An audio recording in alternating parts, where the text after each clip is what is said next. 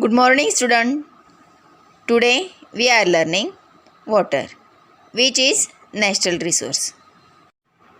See, in our daily life, we are using water in various activities such as bath, brushing teeth, washing clothes and utensils, mopping the floor, drinking, cooking, etc.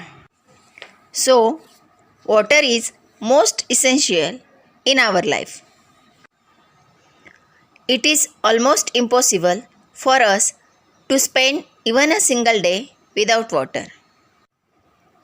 We need to drink 3 to 4 liters of water every day so that all our bodily functions run smoothly.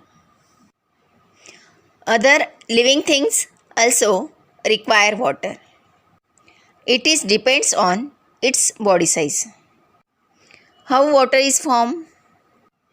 When hydrogen gas burns in air, it combines with oxygen and water is formed. In nature, water occurs in 3 states. Water does not have color, taste or odor. Many substances readily dissolve in water. So, water is a universal solvent. The blood of animals and the sap in plants contain a very high proportion of water. No living thing can survive without water. Therefore, it is said that water is life. जेव्हा hydrogen gas हवेत जळतो तेव्हा तो ऑक्सिजनशी mix होतो. त्यातून पाण्याची निर्मिती होते. निसर्गात पाणी 3 अवस्थेत सापडते. पाण्याला रंग नसतो, चव नसते आणि वासही नसतो. पाण्यामध्ये अनेक पदार्थ विरघळतात. त्यामुळे पाण्याला युनिव्हर्सल सॉल्व्हंट असे म्हणतात. See this chart. Water available on the earth and there percent. See oceans 97%.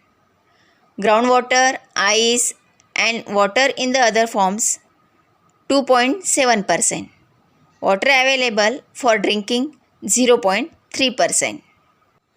We cannot use all the water on the earth because sea water is salty. Some water is in the frozen state. A very small quantity of water is available for drinking. It is enough for all living things. जमिनीवरील सर्व पाणी आपण वापरू शकत नाही कारण समुद्राचे पाणी हे सॉल्टी असते. काही पाणी हे फ्रोझन स्टेट म्हणजेच बर्फ अवस्थेत असते. अतिशय कमी प्रमाणात पाणी हे आपल्याला पिण्यासाठी उपलब्ध असते.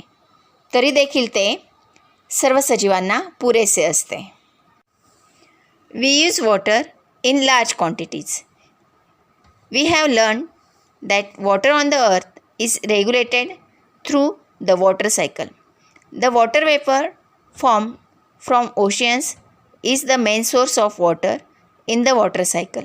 It gets converted into rain, creating fresh water sources on the earth.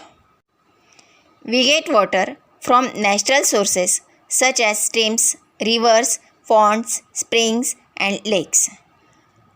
आपल्याला पाणी काही नॅचरल सोर्सेसपासून मिळते जसे streams, rivers, ponds, springs and lakes म्हणजेच ओढे, नदी, छोटी तलाव तसेच झरे यांच्यापासून आपल्याला पाणी मिळत असते.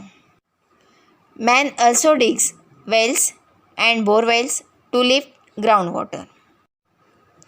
त्याशिवाय आपण पाणी विहिरी खोदून आणि बोरिंग करून जमिनीतील पाणी मिळवित असतो. Apart from this, man has also constructed बंड्स and dams of various sizes on reverse. यासोबतच आपण नद्यांवर बंधारे आणि लहान मोठी धरणे देखील बांधलेली आहेत.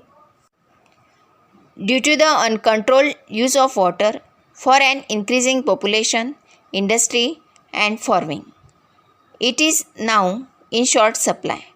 Water scarcity has become a serious problem. वाढत्या लोकसंख्येमुळे, उद्योगधंद्यांमुळे, शेतीमुळे पाण्याचा मोठ्या प्रमाणावर वापर होत असल्यामुळे पाणी कमी पडू लागले आहे.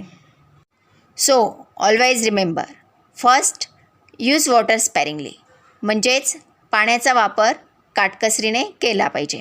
Second, block water, let it percolate, पाणी अडवले पाहिजे तसेच ते जिरवले पाहिजे. Third, store water wherever possible, जिथे शक्य असेल तिथे पाणी साठविले पाहिजे. Fourth, reuse water wherever possible. Remember, stored water does not become stale at once. पाण्याचा शक्य तेथे पुनर्वापर केला पाहिजे, कारण साठवलेले पाणी लगेच शिळे होत नाही. अशा प्रकारे या पाठातील वॉटर हा टॉपिक संपलेला आहे.